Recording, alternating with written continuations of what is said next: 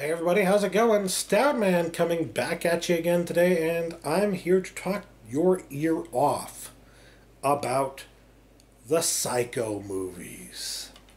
Because yes, I finally got around to watching all of these movies, and I have a lot of things to say about them, quite frankly. Because I got this thinking that I wouldn't like any of these. I got this thinking, I'm just gonna shit all over these movies, right? Because from what I had heard, they're all bad movies. Well, I was wrong. Or rather, what I had heard about these movies wasn't entirely accurate. Some of them are bad.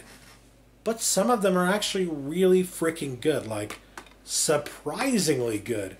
So, yeah, I can see myself picking up some of these movies on their Scream Factory releases even. I mean, they were that good. And the really nice thing, actually, was that even though it all came on one disc here, it was actually a pretty good quality. The video quality was not that bad. It did the trick. Up converted to HD, it was pretty damn nice. It wasn't as nice as a Blu-ray is going to be, but it did the trick for just trying to determine whether or not I like these movies. And of course, Bates Motel here, you can't get it any other way than on DVD, so yeah.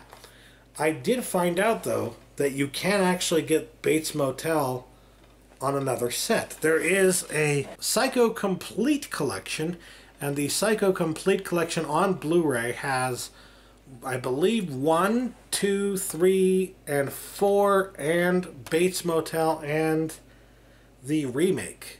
The 1990s remake that they did. Was that Oliver Stone? I can't remember. But either way, the remake that they did in the 90s, it also includes that. But I believe that Bates Motel is, even on that set, only on DVD. So it's not like they up-converted this made-for-TV movie to high definition. They didn't make a high-definition print of this movie for that set. It's still only available on DVD. So if you want to be able to get this on DVD and you don't want to get that $50 set to get it, like if you already have these movies on Scream Factory and you don't want to get a $50 Blu-ray release in order to just get this, then I highly recommend getting this particular set, because right now actually it's on sale for like $4 at Best Buy and on Amazon. So yeah, it's a pretty good deal right now, and usually it's a pretty good deal. So it shouldn't be too hard to get this just for Bates Motel if you really want it. But as I'm about to describe to you, you might not want it. But before I get into that, let me just start off from the beginning here with Psycho 2. I've already seen Psycho, the original movie, a million times, so I didn't feel like going back to rewatch that one because it's Psycho. If you haven't seen Psycho, go see Psycho. It is a Alfred Hitchcock classic, a must-see movie. Go see it. End of story. But Psycho 2, on the other hand, I had not seen yet, and I didn't know what to think of it, or at least I didn't think I had seen it. But after having watched it, I realized I have a few memories of this movie, and I think I did actually watch this at some point, like on Sci-Fi Channel, several years ago, maybe like 20 years ago, and just completely forgot about it. But yeah, now knowing more about film in my later years, I really did like it, actually. It was quite impressive. I mean, you get halfway through the movie and there's a twist in there, and I didn't see the twist coming. I was legitimately surprised. And for a sequel like this to legitimately surprise me with a twist was just like, I knew something was fishy, right? But I didn't know exactly what was going on. So when they kind of confirm it, it's just like, oh my God, I can't fucking believe it, right? And it's not like I can't believe it, that was annoyingly stupid thing. It's I can't believe it, that was pretty cool, right? So yeah, I actually really liked Psycho 2, and that twist was really fucking cool. And then there's like a lot of really cool shot selections. The cinematography is pretty damn good. The acting is really fantastic. there's just so much about the movie that is really well done, like surprisingly well done. You might not think it was really well done, given that it's just a sequel that was made in like the 80s, like 20 years after the original movie came out. So, although it might get a bad rap, Psycho 2 might even be my favorite of the sequels on here, and it is good enough that I can tell you right now, I'm going to be getting that Scream Factory release. It is a really good movie.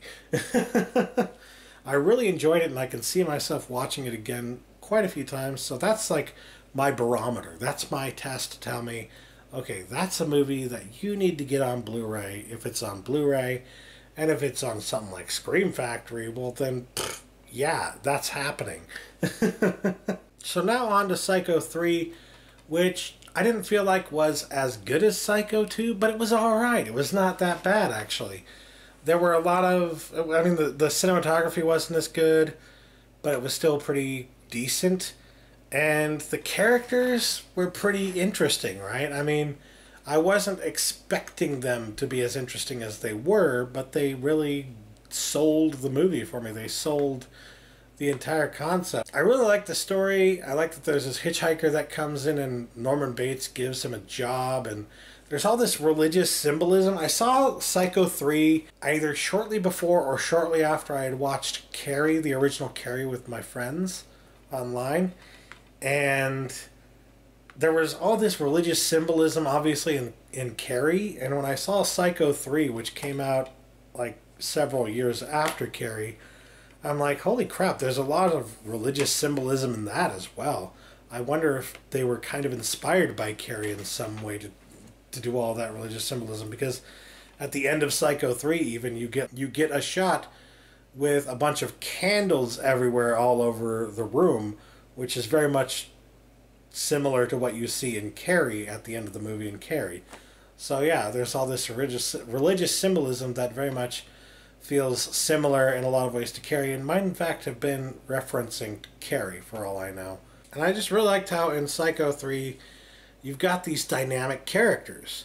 You've got one guy he's a sleazebag, but he's not necessarily the most horrible person ever. And he definitely is like the guy that you want Norman to get, but he also at some point represents like an adversary to Norman. And you don't know what's going to happen next, because these characters, his character in particular, is so unpredictable. The female character that is supposed to be like the center of attention for Norman is quite an interesting character as well. Starts off kind of having sinned accidentally at best, but having sinned and having contemplated suicide at one point. And I don't want to give anything more away than that, but she ends up hitchhiking along with this guy who, he wasn't the hitchhiker, she was, I'm sorry. But yeah, she ends up hitchhiking along with this guy, and he being a dickhead, ends up offending her so much that she ends up getting out of the car. I'm not going to say how or what happens or anything like that. But they both end up at Bates Motel eventually, and she ends up befriending Norman, and yada yada yada. You know what I mean? I'm trying not to give too much away, because it's a really interesting plot. It's not necessarily the best thing ever, but it's good fun. There's a cheese factor to it, and then there's just the factor of this being an interesting plot that's a little bit more complex. And when you get into the whole concept of like the symbolism that's going on there, and what the filmmakers might actually be trying to tell you with what you're seeing, there's more to it. There's potential subtext to this movie, and I felt like, well, for a sequel, especially for a third movie in a series, that's really damn good. That's really cool. Ultimately, I'd probably give Psycho 2 like a 7.5 out of 10. Psycho 3 is like a 6.5 out of 10, maybe a 7. But, it's good. It's definitely worth owning. I think I will be picking that up at some point. And the ending of Psycho 3, it has another little twist. It's not, I don't think it's as good of a twist as Psycho 2, but it's pretty interesting. It throws a little wrench into things. And then the shot at the end in particular, that's the one that's like, oh my god, Anthony Perkins is actually really good at this. He directed the movie. Anthony Perkins, who plays Norman Bates, directed Psycho 3.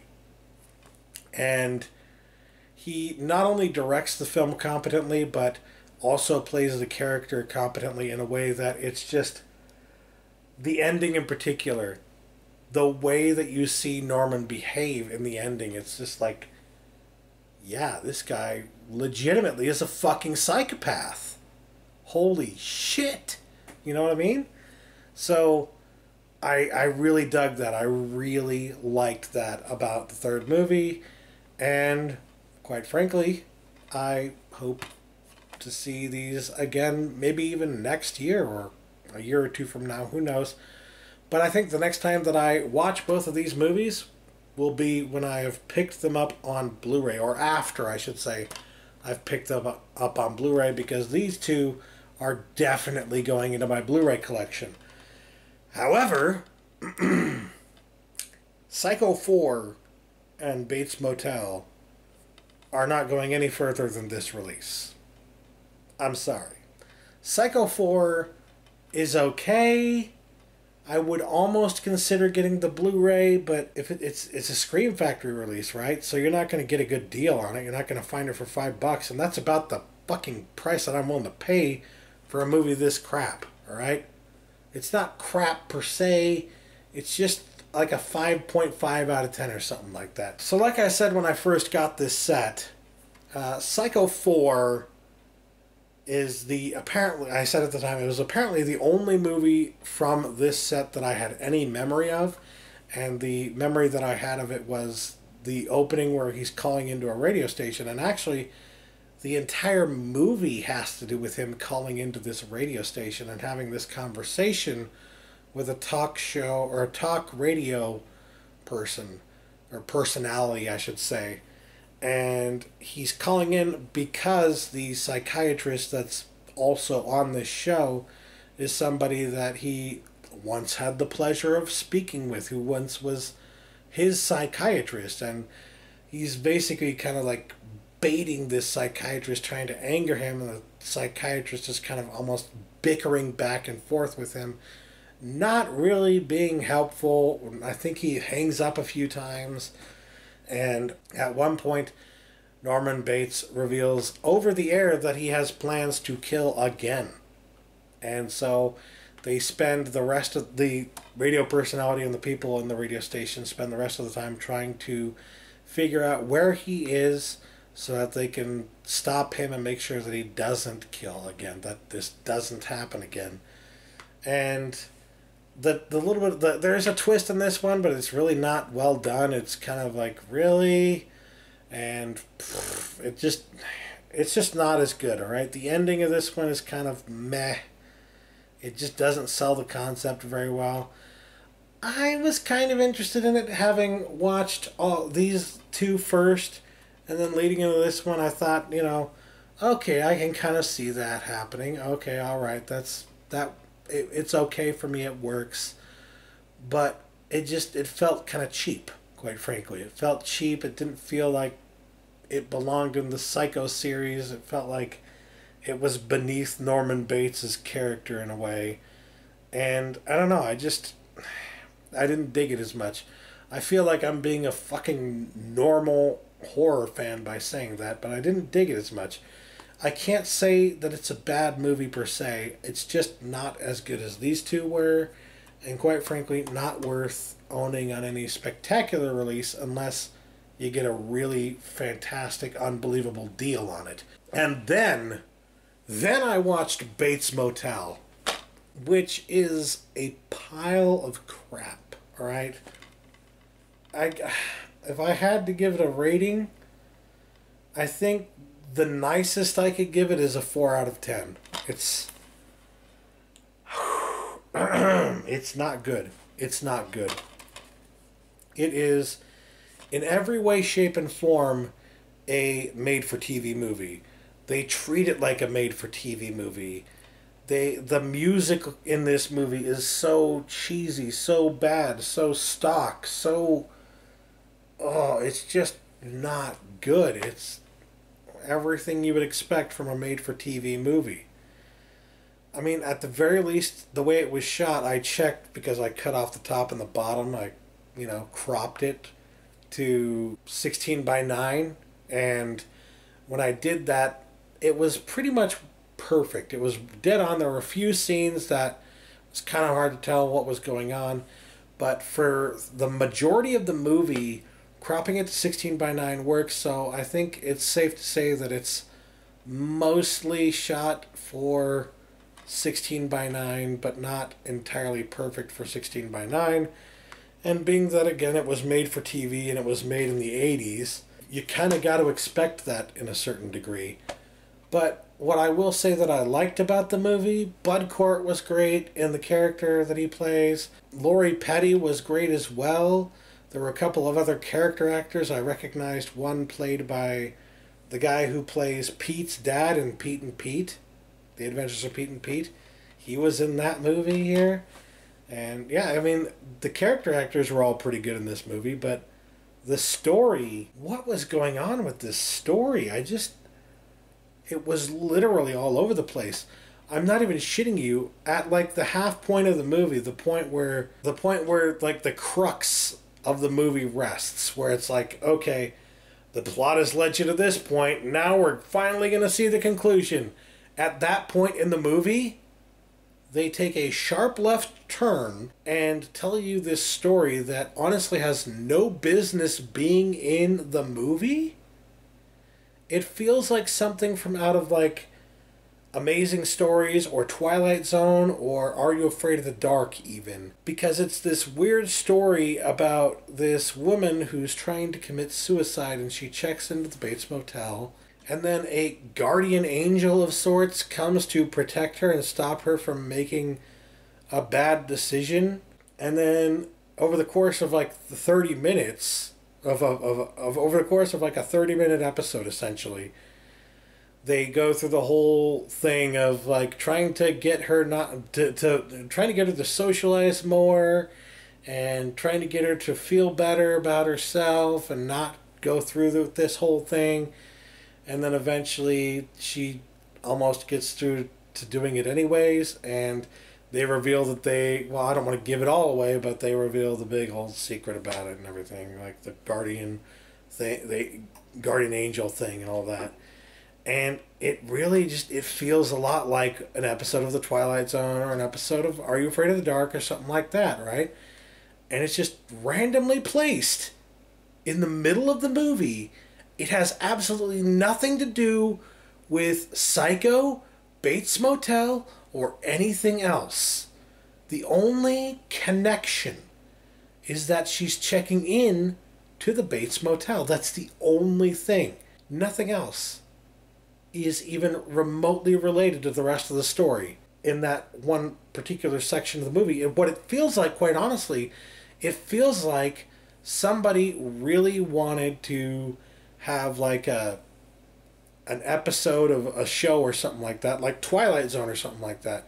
They wanted to have this episode or this story in this show, but they couldn't fit it in that show, so they just randomly shoved it into this movie. For the life of me, I can't figure out why. It wasn't bad.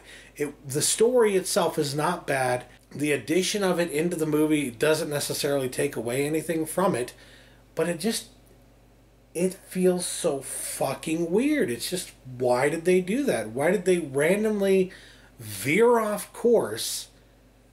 And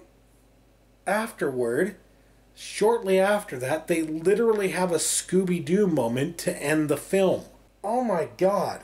Like, literally, they, unmasked the character, would have gotten away with it if it weren't for you meddling kids, yada, yada, yada. It happens in Bates Motel. That's the end. I'm sorry to spoil that for you, but you get your stupid fucking Scooby-Doo ending in Bates Motel, alright? The only saving grace is that you've got Lori Petty and Bud Cort and a bunch of really good character actors in the film. If it were not for that, there would be no reason to watch this mess of a movie. It's a complete and utter disastrous mess. And there are a lot of lines of dialogue in the movie, quite frankly, that are poorly written because it doesn't sound like something that anybody would say. So there's a scene near the beginning of the movie. Somebody, I won't give away who, but those of you who are smart are probably going to understand, somebody has passed away. And they are currently reading off his will and who gets what and all that stuff. And all these people are sitting there waiting to hear if they've gotten something from this particular character. And every time that their name gets listed off and they walk up and take whatever it is that he's given to them, they stop and they literally look up and they go, "Thanks, buddy." Like, who does that? Who does that if you're at a will reading? Like, not necessarily gloating, but like talking to an invisible character who's dead. Just, "Thanks, pal. I'm gonna miss you a lot."